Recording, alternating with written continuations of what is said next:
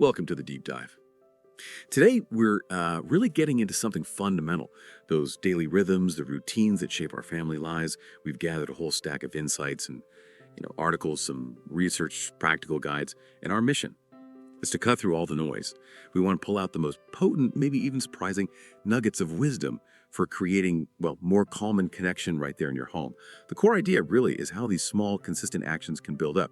They become like scaffolding for some pretty transformative change. Think of it as maybe a shortcut to feeling more organized, more connected, and definitely less caught up in that daily chaos. Okay, let's unpack this a bit.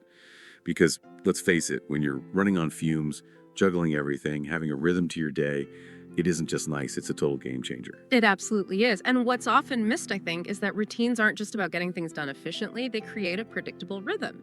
And recent studies actually show this predictability calms the brain's fear center, the amygdala, reduces anxiety for kids and adults. That feeling of safety, knowing what's coming, that's really the bedrock for strong, long-term family bonds.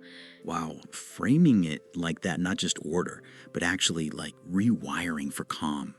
That's powerful. So let's start right at the beginning, the morning. How you kick things off really does set the tone, doesn't it? Our first deep dive nugget. The morning connection ritual. We've all been there, right? Yeah. Those mornings feeling like a mad dash against the clock. Yeah. The sources really stress this shift away from just barking, hurry up, towards genuine, intentional connection. It suggests things like, well, super simple things, a 2-minute cuddle, a silly song, maybe letting the kids actually help make breakfast. And the impact, it's more than just making a child feel seen, although that's huge. Some of the material highlights how even just 2 minutes of focused, playful connection can sort of prime a child's brain, the prefrontal cortex, which then leads to better emotional regulation, better focus for the whole day. Exactly. And it even extends to how you talk to them. That simple question, what are you looking forward to today? It does more than just fill the silence. It's like a proactive psychological nudge. It shifts their focus away from maybe morning stress towards something positive, something they anticipate. Sets a calmer, more curious tone. It's amazing, yeah, how just a small reframe can ripple outwards like that. Okay, so moving from the morning rush to what many people feel is the emotional heart of family life, meal times. Our sources really hammer this home. It doesn't have to be some perfect 3-course dinner every single night. Breakfast counts. Even a dedicated snack time can work. The key things seem to be pause, talk, connect. And critically, no screens, no pressure. And instead of that classic how was school, which let's be honest, usually gets you fine, try asking something like, what was your favorite part of the day? Oh, and here's a fascinating bit from the sources. Consistent screen-free meal times, even just 15 minutes. They can significantly boost a child's vocabulary, like up to 20% more than meals with screens, just because of the richer back and forth conversation. Right, that's where the real connection deepens. These small, consistent touch points, especially screen-free ones, that's where kids learn the more complex parts of communication, Social give and take. It's not really about the sheer amount of time. It's about that consistent quality presence, that reciprocal chat. That's what builds those long-term bonds. That focus on quality presence, yeah, that's huge. Okay, so after the day's activities, there's often the mess, isn't there? The aftermath. So our next insight is the reset cleanup routine. Basically just 10 minutes each evening, quick tidy up. But the crucial part, doing it together. The sources suggest making it fun. Put on some music, turn it into a game. Besides teaching responsibility, which is obvious, there's this powerful psychological bonus. It actually reduces what they call the cognitive load of clutter. Waking up to a tidier space, your brain isn't immediately hit with, oh, I need to do that. Apparently, it leads to a real drop in that low-level background stress. More calm. Exactly. That feeling of closure for the day is just so valuable. It means you wake up to like less visual noise, more mental breathing room. And that really contributes to the whole family's well-being. It's a small time investment, 10 minutes, but the payoff for your peace of mind is huge. A clear space, a clear mind, I believe that. And as the day winds down, that consistency, it becomes even more critical. The bedtime flow, kids really do thrive on knowing what's coming next. Predictability. Our sources highlight a simple sequence: bath, pajamas, story, snuggle, lights out, always in the same order. The outcome is pretty powerful. This predictability actually helps regulate cortisol levels, the stress hormone. It signals safety, security, helps kids nod off faster, stay asleep longer, better rest. And here's a sweet little tip from the sources. End with a gratitude whisper. Ask them just one good thing from their day. Yeah, that consistent bedtime routine, it's about more than just sleep. It's fundamental for emotional regulation, for building resilience. The predictable structure helps kids transition, Yeah. helps their nervous systems settle down from all the day's stimulation. And that gratitude whisper, it's not just nice, it's actually training their brains to spot the positive, to appreciate good things. That's a key part of emotional well-being. Like building emotional muscle memory. That's neat. Yeah. Okay, so moving beyond the daily grind, the sources also talk about broader routines, things that boost family cohesion. The next nugget is the weekly family meeting. The basic idea, get together once a week as a family. Agenda's pretty simple. Talk about the week ahead, share highlights, maybe tackle any small issues, but critically, give everyone a voice. It becomes this structured time where kids aren't just passengers, They actually get to contribute.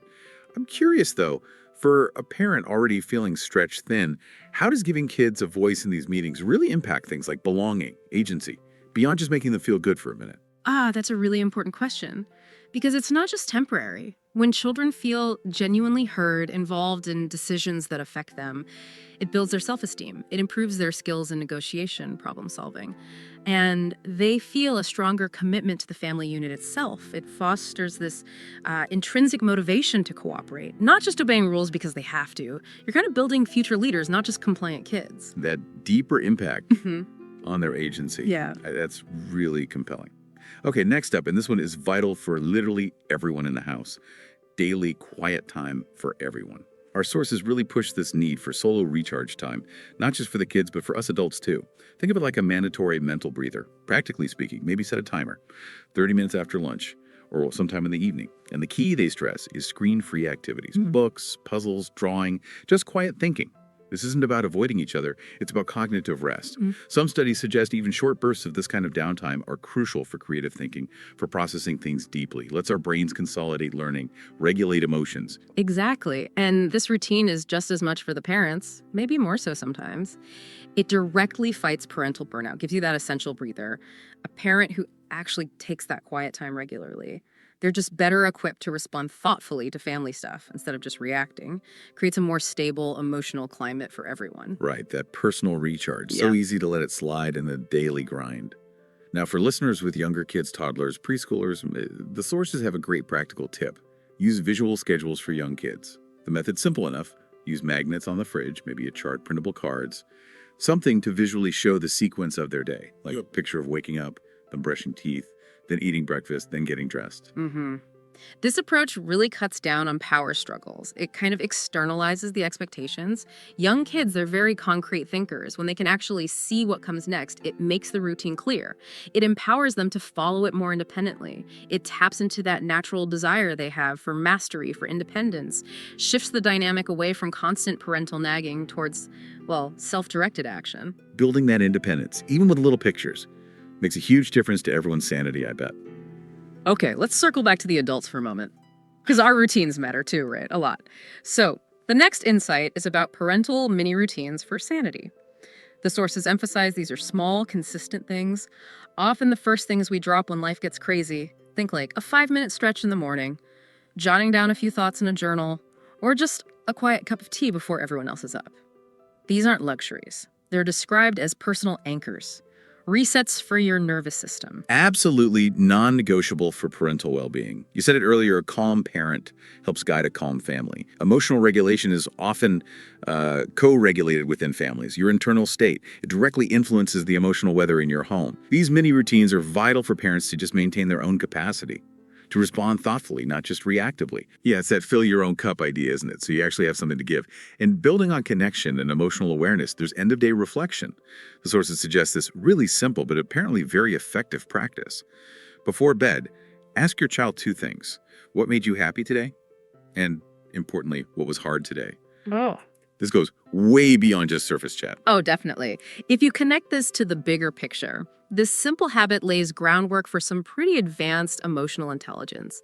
It teaches kids to actually identify and name their feelings, the good ones and the tough ones, without judgment. And for you, as the parent, it helps you connect on a much deeper level, understand their inner world, not just their outward behavior. It builds empathy, trust. Such a powerful practice, creating that safe space for all the feelings. Okay, finally, let's tackle the big question that always comes up with routines. That fear of being too rigid, too inflexible. Our sources give us the golden rule of routines. Be flexible, but consistent. It clarifies things nicely. Routines aren't meant to be rigid straitjackets. They're about rhythm, like a steady beat you can improvise over. The advice is basically leave room for life, for spontaneity, for the unexpected bumps, but keep the basic flow, the underlying structure the same. The ultimate benefit: kids, and honestly parents too, just feel fundamentally safer, more secure when they generally know what to expect, even if the timing shifts a bit. That's the crucial difference, isn't it? Consistency provides that essential framework, that predictable scaffolding kids need for security. Flexibility lets you adapt to real life. It prevents burnout, frustration when things inevitably don't go exactly to plan. It's about creating a guiding structure that supports life, not a rigid cage that restricts it. A guiding structure. Yep. So that's a perfect way to think about it. So just to wrap up what we've unpacked today, Mm. all these routines, whether they're tiny daily rituals or bigger weekly practices, they're ultimately about building rhythm, fostering that deep connection, and creating a real sense of safety and security in your family. It's about being proactive, setting yourselves up for success, rather than always just reacting to the chaos. And please remember, you really don't have to do all of these at once. That would be overwhelming. Even just starting with one small routine, maybe that morning connection or the end of day reflection, that alone can create this powerful ripple effect of positive change, which raises an important question for you, the listener, to consider. Yeah, exactly. Which single nugget from everything we've talked about today feels the most doable, most achievable for you to try this week? And just think, how might that one small step begin to transform not just your family's day, but maybe your own sense of calm too? Definitely something to reflect on. We really hope this deep dive helps you find a bit more calm, connection, and maybe even joy in your family life.